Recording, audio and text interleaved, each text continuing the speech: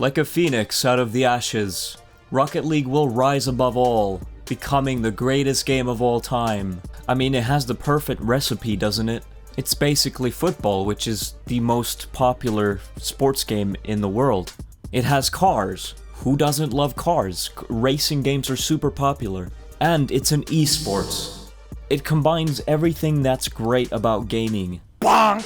So if you saw my video titled The End of Rocket League, you'll remember I was talking mad trash about Psyonix and Rocket League and Epic Games and just slamming them down with all the might I had in my soul. And you know, we were being very negative, and generally I don't like to do that. When you say a lot of negative things about something, that's going to cause other people to feel that way as well, and that's not good for the growth of Rocket League. So I feel like I'm a bit of a sinner. This time, I'm gonna do the complete opposite. We're gonna be positive today. We're gonna talk about the good things. Like, what's good about Rocket League right now? What's good in the future? One of the biggest ideas I've always tried to push was some sort of level editor or obstacles and custom training. As I've said before, that is literally monumental. Like, that idea in itself, if Psyonix could implement it, it would be so huge. Another topic that's been around in the Rocket League scene a lot has been Rocket League going free to play. Some people like the idea, some people don't. Me personally, as a content creator, of course, I'm gonna say that I like the idea of free to play because it means easier access for new people to get into the game. This means more viewership for me and other content creators. In general, it just means a larger audience for the game. That in turn can make the esports scene bigger. Overall, I feel like there's a lot of benefits to that.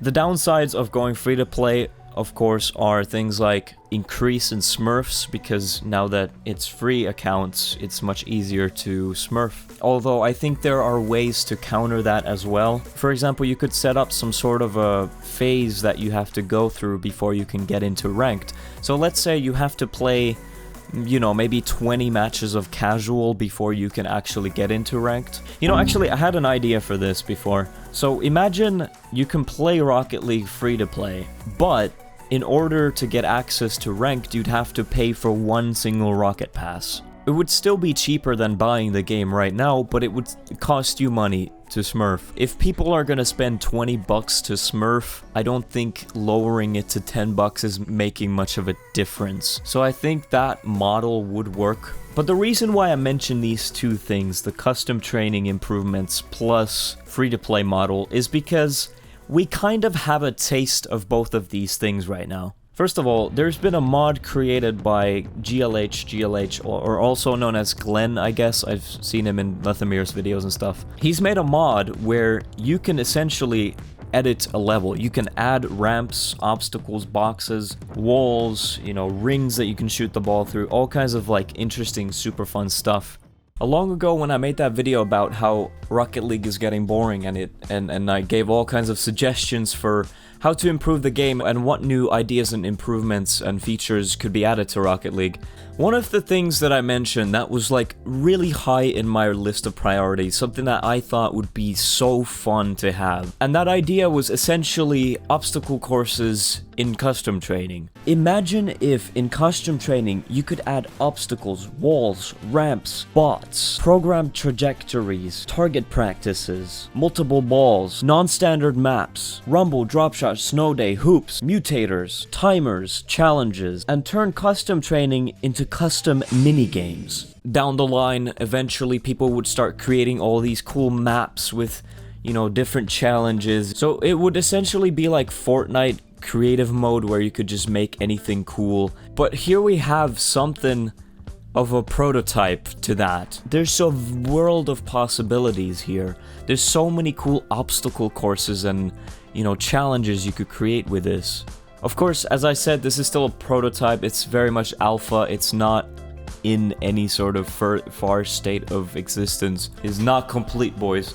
And if you could combine, you know, maybe timed events and tasks and things like that within these objects, like there could be an obstacle course where you have to fly through rings or hit the ball through the rings, and then obviously in the rings themselves there would be some sort of detection system that would know that the ball actually went through it, or maybe some sort of a timer that starts once you go through a ring. All these sick ideas, in my opinion, like would just absolutely revolutionize this game. You are going to subscribe if you aren't, because I told you so. The sad thing is that I don't think as a mod it'll ever be anything huge, because obviously a large part of the audience of this game is on consoles and things like that, where, you know, obviously modding isn't even possible.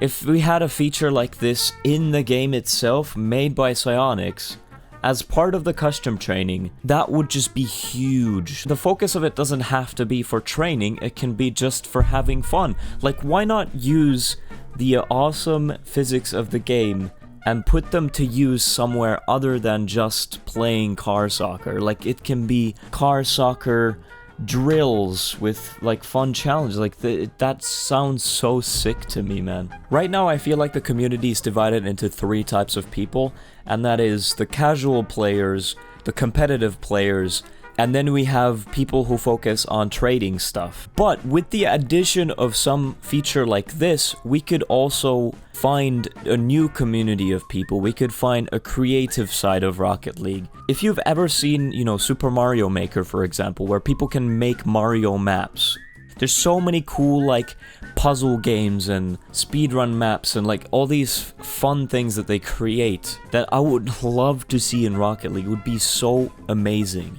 Just thinking about it makes me so happy, because I want this to be a thing, but I want it to be in the actual game and not just a mod. But I think a mod is always a good way to show Psyonix, hey, look, this is something we have, and this is something what people want to see, and it can be done, and it can work. It's the same with, you know, like Curveball. I don't think Curveball would have been added to the game as soon as it was, if it weren't for Sunless Khan making that video, and for the modders for creating that mod. And I always feel like if the modders can do this, then Psyonix should be able to do it even better, right? Like, logically, that's how it should work, right? I don't know. And also, we have Chinese Rocket League. Is quite different from what we have in the standard Rocket League.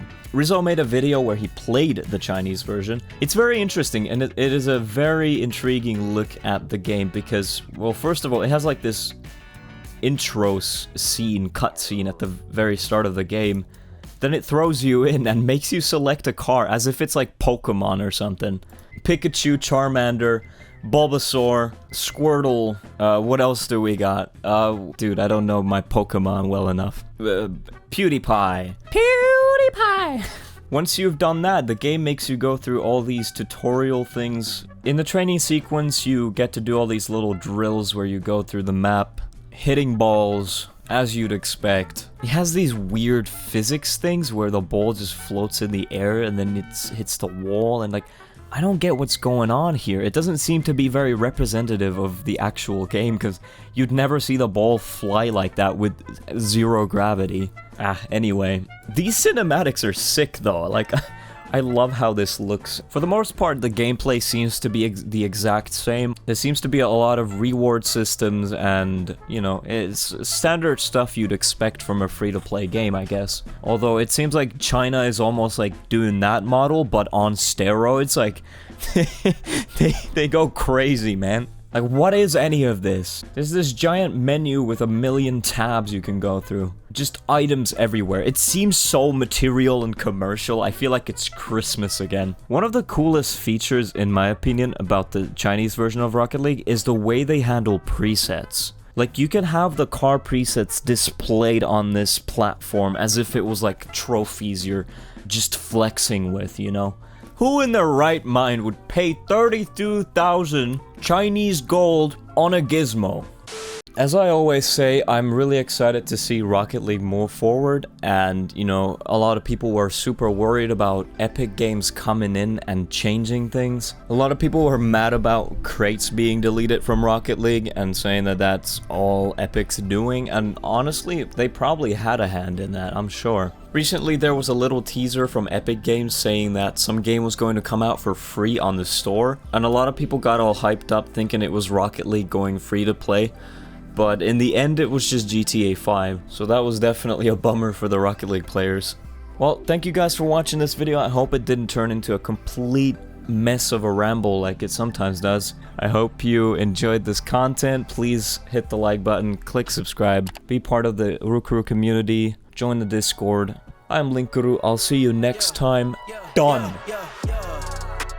Coming in, yeah, flex, I just wanna win, yeah, LABB who we running with, yeah, 2233, I'm on 10 again, yeah, state your name, big dope on flame.